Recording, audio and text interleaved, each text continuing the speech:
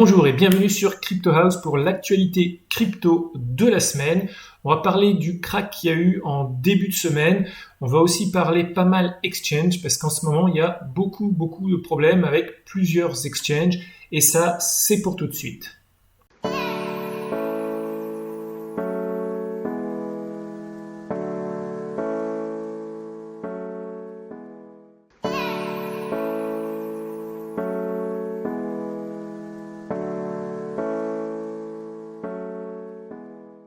Alors on démarre par le market cap qui était, comme on le voit ici à gauche, à 305 milliards en début de semaine. Et aujourd'hui, on se retrouve aux alentours de 278. On a bien chuté. Par contre, ce qu'on voit ici, c'est qu'il y a eu un crash en quelques minutes de 296 milliards. On est tombé d'ici à 281. Et ça, c'est effectivement quelque chose qui est pas normal, hein. C'est certainement une prise de bénéfices de gros investisseurs, de baleines qui se sont dit le marché il est suffisamment haut, on va le faire craquer pour prendre des bénéfices. Et puis ici on va racheter, et puis petit à petit normalement ça devrait remonter. Donc c'est pas du tout quelque chose qui est normal, c'est quelque chose je dirais qui est courant dans le marché des actions et du Bitcoin, mais c'est pas naturel, c'est pas un phénomène naturel. Alors si on regarde ici le market cap, la colonne ici des 7 jours, on voit que c'est complètement dans le rouge. Bitcoin moins 6%, Ethereum moins 7,8%, et puis après on a du XRP moins 18%, Bitcoin Cash, Bitcoin SV plus de moins 20%, EOS moins 23%. Bref, c'est un gros repli, hein. Par contre, il y a quelques tokens dans le top 100 qui sont dans le vert. On a ici Edge Trade, ça je connais pas. On a Algorand ici à plus 13% et je crois que c'est à peu près tout. Non, on a Kyber Network ici à plus 23%. Alors pourquoi Kyber Network est une des plus grosses hausses de la semaine? On va voir ça tout de suite. Je crois que la news était ici. Voilà. C'est que Kyber Network va être supporté par Coinbase Pro et c'est lundi. Donc, il y a donc des investisseurs qui achètent, j'imagine, des tokens KNC en vue donc de ce listing sur Coinbase Pro. Alors attention, c'est pas Coinbase, on parle bien de Coinbase Pro. Et alors j'ai regardé rapidement ce que c'est que Kyber Network. C'est un protocole qui permet le swap entre différentes cryptos. Donc c'est utilisé par exemple dans des exchanges décentralisés, mais ça peut être aussi utilisé dans des solutions de paiement. Par exemple, vous avez un marchand qui n'accepte que du Bitcoin et de l'Ether.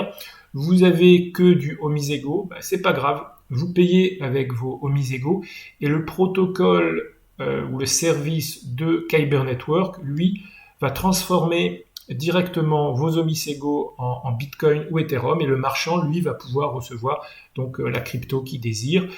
Et donc, il permet aussi l'intégration de liquidités de plusieurs sources pour rendre les tokens plus liquides. Donc, par exemple, vous avez des petits exchanges qui, chaque petit exchange a un tout petit peu de liquidité. Là, ça permet d'agréger tout ça pour qu'il y ait beaucoup plus de liquidité sur des petits projets. Donc c'est peut-être un projet dans lequel je vais m'intéresser un petit peu plus tard. Alors si on regarde le graphe du Bitcoin, on voit qu'on est sorti du canal haussier que j'avais dessiné, hein. Donc jusqu'à présent, c'est depuis, je crois que c'était le début de l'année, hein, je crois. Voilà, depuis le début de l'année, on était dans ce canal. Plus ou moins, là, on était sorti un petit peu à la hausse, mais on n'était jamais sorti à la baisse. Et là, depuis, ça fait quoi? Ça fait 1, 2, 3, 4 jours. Depuis 4 jours, depuis qu'il y a eu ce crack ici, qu'on voit bien, hein, vraiment cette grosse bougie comme ça descendante, on est sorti de ce canal. On va voir si pendant le week-end on remonte ou en début de semaine on remonte. Si on remonte pas, peut-être qu'on pourrait redescendre à d'autres niveaux de support. Ce serait un petit peu dommage de casser cette tendance, mais bon, ça c'est les lois du marché. Au niveau maintenant du marché, on va parler de Tron et Steemit. On apprend qu'ils sont partenaires et même plus que ça parce que le 14 février dernier, il y a Ned Scott qui est le CEO de Steemit. Il a dit qu'il a carrément vendu sa plateforme, donc Steemit, à Justin Sun, donc le patron de Tron. Dans une interview avec Justin, il a déclaré qu'il vendait pour des raisons personnelles. On n'en sait pas plus aujourd'hui. Donc voilà, ça c'était l'interview entre les deux CEO. Alors pour ceux qui ne connaissent pas Steemit, c'est aujourd'hui la plus grosse plateforme de blog décentralisée. C'est un projet qui date depuis 2016, qui a aujourd'hui quand même 1,4 million de comptes. Donc c'est vraiment dans le domaine la plus grosse plateforme décentralisée. Et aujourd'hui, Steemit tournait sur Steam, d'où le nom Steemit. Mais donc, elle va maintenant prochainement être migrée sous la plateforme Tron. Et c'est un changement majeur. Et donc, avec ce changement, la plateforme Steemit va s'appeler Steemit 2.0. Alors, moi, je voudrais dire que on aime ou on n'aime pas Justin Sun. On aime ou on n'aime pas Tron, parce que c'est un projet qui fait quand même beaucoup parler de lui en bien ou en mal, mais en tout cas c'est clairement un projet qui avance. On voit que de mois en mois le projet grandit. Chaque mois, chaque semaine, on a des news par rapport à Tron. C'est pas le cas de beaucoup de blockchains, donc c'est le cas d'Ethereum, c'est le cas parfois d'EOS, mais tout de suite après, je trouve que un des projets qui fait le plus parler de lui, c'est Tron. Il faut quand même se rappeler qu'en 2018, Tron a quand même racheté BitTorrent. Ensuite, en 2019, ils ont acheté la plateforme décentralisée DLive, une plateforme de streaming un peu concurrente à YouTube. Et il y a même maintenant Tether qui a développé toute une partie de leur stablecoin. Ils ont passé d'Ethereum vers Tron, il y en a encore sous Ethereum, mais il y en a une partie maintenant vers Tron. Il y a eu dernièrement, on en a parlé la semaine dernière, le repas avec Warren Buffett. Donc, en tout cas, c'est quelque chose qui avance et je trouve ça très bien, même si aujourd'hui on voit que le token, le prix du token, il est, je trouve, très très bas et c'est pas un token qui remonte par rapport à d'autres. Si j'arrive, voilà, à arriver ici à Tron, on voit qu'il était dans les 10 premiers. Aujourd'hui, il est en 15e position. Là, il a pris moins 23% sur la semaine, donc c'est quand même une grosse chute. Il a bien été marqué par la baisse. Et si on voit là sur 3 mois, si on reprend en décembre dernier, on était à 1,15. Aujourd'hui, on se retrouve à 1,19 ou alors à 19, entre 1,9 cents ou alors on était à 1,5 cents il y a 3 mois.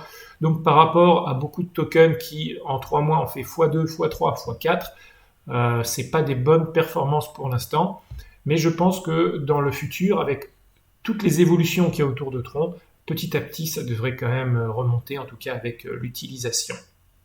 Je suis tombé dernièrement sur cette statistique et j'ai trouvé intéressant de la partager avec vous.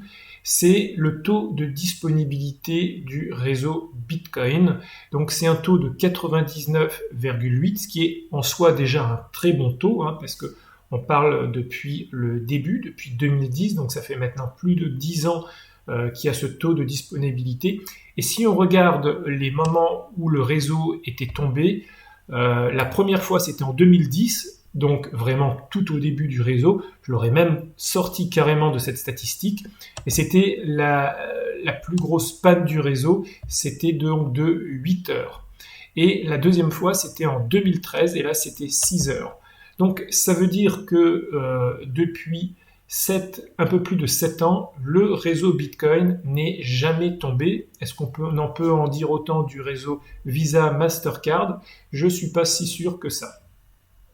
On va démarrer l'actualité par rapport aux exchanges avec Coinbase et Tezos. Alors Tezos aujourd'hui, c'est une plateforme blockchain qui est arrivée dans le top 10, elle est en 10e position et c'est notamment par rapport à son concept de consensus qui permet de les stacker très facilement. Hein. C'est un consensus de type Liquid Proof of Stake, donc c'est une des nombreuses variantes du Proof of Stake. Et ici, le concept, c'est que si vous avez des tokens, vous pouvez les prêter à des délégués ici qui sont appelés des bakers. Et ces bakers, ils garantissent la sécurité des réseaux, ils valident les transactions. Et en retour, ces bakers, ces délégués reçoivent en récompense donc des tokens Tezos et ils en reversent une partie aux individus qui ont prêté leur token. Donc presque tous les bakers gardent une partie des tokens et reversent une partie aux gens qui leur ont fait confiance. Donc c'est quelque chose de normal. Sauf que là, il y a eu du FUD en début de semaine parce que Coinbase prend 25% de commission sur les utilisateurs qui prêtent leurs tokens. Donc, ce qu'il faut voir, c'est que c'est pas les seuls qui prennent des commissions. Alors effectivement, ils prennent beaucoup de commissions. Si on va ici sur le site MyTezosBaker, si on va dans la partie commission, on voit qu'il y en a qui prennent aucune commission, mais on voit que Coinbase là, prend 25%, mais on a Gate.io qui prend 28%, et carrément, si vous utilisez Qcoin, ils prennent 50%. Donc, il y a une polémique pour pas grand-chose, parce qu'on a aussi ici OKEX qui prend 18%. Donc, c'est vraiment un peu ce que font les exchanges. Ça sort pas, je dirais, de l'ordinaire. Si vous voulez tout simplement avoir moins de commissions, vous téléchargez un wallet Tezos et vous stackez vous-même vos tokens. Vous pouvez choisir donc des nodes ou des bakers qui ne prennent pas de commission, comme par exemple on voit ici Binance qui prend 0 commission et qui donne 6,45%. Et si on tape ici le maximum de commission, vous voyez qu'on ne peut pas tellement monter plus que 6,45. Donc Binance, même si c'est un exchange, donne un très très bon retour sur investissement. Donc, je ne sais pas ce que vous en pensez par rapport à cette polémique. Pour moi, il n'y a vraiment pas grand-chose. Il y a le choix. Si vous voulez utiliser Coinbase parce que c'est facile, vous utilisez Coinbase et forcément, ils prennent de l'argent, un fee en retour. Je trouve ça normal. Bon, 25%, est-ce que c'est trop? De toute façon, vous avez le choix aujourd'hui. On continue avec Coinbase. Bon, vous savez qu'il y a déjà plusieurs sociétés dans le monde des cryptos qui délivrent des cartes Visa. Sauf que cette semaine, on a Coinbase qui devient la première entreprise crypto à obtenir le statut de Visa Principal Number. Alors, ce qu'ils offrent, c'est une carte de débit, pas une carte de crédit, une carte de débit. Ce qui est intéressant, c'est qu'elle est disponible dans 29 pays. J'ai recherché sur le site, dont la France, la Belgique et le Luxembourg, et elle supporte 10 crypto-monnaies. Alors, quel est l'intérêt d'être Visa Principal Member? Ça permet d'émettre donc des cartes pour d'autres sociétés crypto, une sorte un petit peu d'intermédiaire entre cette société et Visa. Donc on va voir dans le futur si crypto émet des cartes Visa pour d'autres sociétés crypto. En tout cas, il y a deux types de cartes Visa. Vous avez la carte Visa physique et vous pouvez, en téléchargeant le wallet, avoir une carte Visa virtuelle. Je crois que la carte Visa virtuelle est complètement gratuite. 2 jours, on vient d'apprendre que le site d'exchange Trade Satoshi va fermer ses portes. Ils disent que c'est plus rentable pour eux par rapport à toutes les normes et régulations, donc de maintenir l'exchange. Et donc, il faut se dépêcher parce que si vous avez des fonds sur Trade Satoshi, c'est le 1er mars que vous ne pourrez plus récupérer vos fonds parce que l'exchange sera définitivement fermé. Donc, toujours attention à ne pas laisser tous vos tokens sur les exchanges. Ne laissez vraiment que les tokens que vous avez besoin pour trader. Ensuite, dans le même ordre d'idée, on a Fcoin, donc qui lui a carrément été mal intentionné parce qu'on s'aperçoit que, alors il ferme aussi ses portes, mais qu'il manque plusieurs dizaines de milliers de Bitcoin. Donc, si vous utilisez des exchanges, essayez d'utiliser des exchanges déjà qui ont une licence, c'est pas bancaire, c'est des crypto-licences qui leur permettent vraiment d'opérer légalement dans les pays et aussi d'avoir la passerelle avec les monnaies fiduciaires. Donc ça veut dire que vous pouvez lier votre compte en banque directement à l'exchange. Donc c'est le cas par exemple de Bitstamp, c'est le cas de Kraken. Je crois que Coinbase a aussi une licence. Je crois que Binance, par contre, c'est Binance Jersey, pas le Binance.com. Donc faites vraiment attention quels exchanges vous utilisez. Alors justement, dans Binance, on vient d'apprendre que Binance, en fin de compte, n'a jamais été enregistré à Malte. Si je prends par exemple My Tezos Baker ici, on voit que si on regarde Binance, c'est enregistré ici à Malte, mais en fin de compte, on a les autorités financières de Malte qui ont dit que non, Binance n'a jamais été officiellement enregistré à Malte, et donc ils sont en train de regarder s'ils ne sont pas dans l'irrégularité par rapport à ce qu'ils annoncent autour de Malte. En tout cas, ils n'ont pas de bureau non plus à Malte. Ça sent pas très très bon pour le plus gros exchange mondial.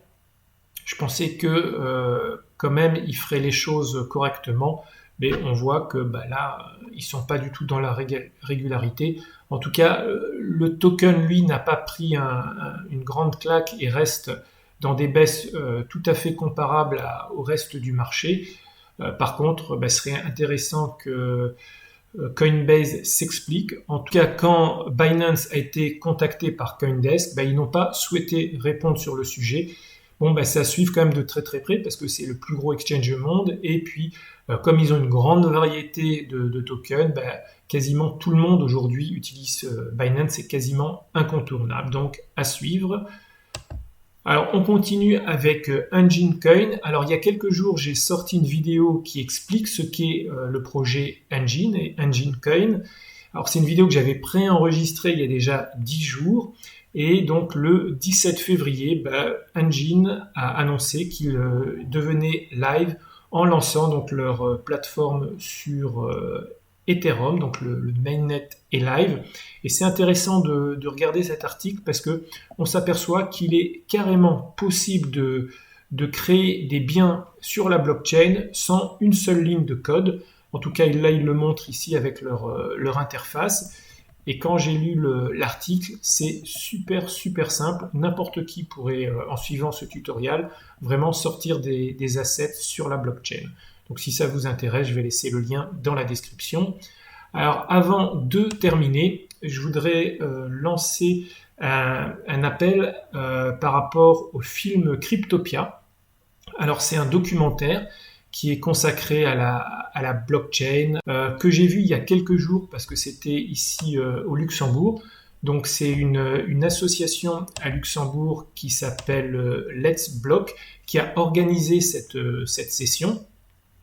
Alors si vous êtes en Belgique ou en France et que vous voulez voir ce film parce que vous êtes dans une association, contactez-moi. Moi j'ai la carte de visite de Thorsten Hoffmann qui est le directeur, et je vous mettrai en contact avec lui, et vous pouvez donc organiser des sessions privées pour voir ce film. J'en ai profité pour faire une photo avec Thorsten, parce que il était là en fin de compte pour présenter le film, et après ce qui était sympa, c'est qu'il y a eu un débat pendant une demi-heure, trois quarts d'heure après le film, et on a discuté donc crypto. Donc si ça vous intéresse d'organiser une session sur donc le film Cryptopia, contactez-moi et je vous donnerai ses coordonnées. Alors dites-moi ce que vous avez pensé des nouvelles de la semaine, mettez vos commentaires en bas dans la description, n'oubliez pas de vous abonner. Aussi, si vous voulez être averti des dernières vidéos, il y a une petite cloche, il faut vous abonner, vous cliquez dessus. Et moi je vous dis à la semaine prochaine. Ciao ciao.